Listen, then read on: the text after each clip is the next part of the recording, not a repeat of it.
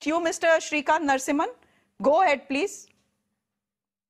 Thank you, Shreya. I was just listening to the Revenue Minister, Mr. Ashok, and subsequently Mr. Mohan Krishna of BJP. They're talking of 1,600 crores being allocated right now.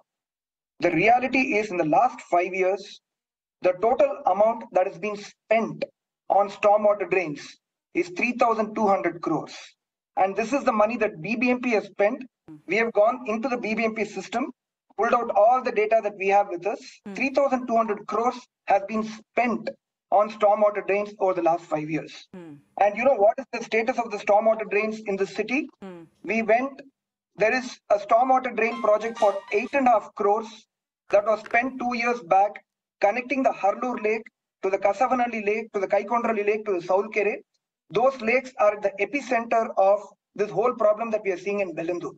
There is a stormwater drain for 8.5 crores that was supposed to have been constructed.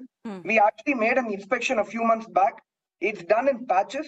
It starts from the middle of nowhere, ends in the middle of nowhere.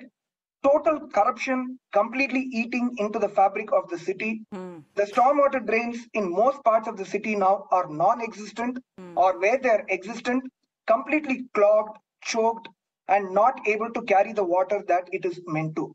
No wonder water finds its way to the path of least resistance. And that's why we're seeing all the flooding that's happening.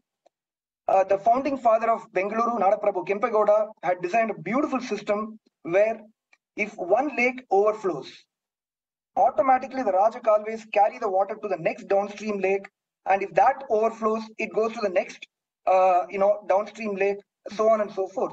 Today, not only are the lakes encroached, the stormwater drains across the Raja Kalway network is in such a bad shape, it's just not able to carry the water that it is meant to.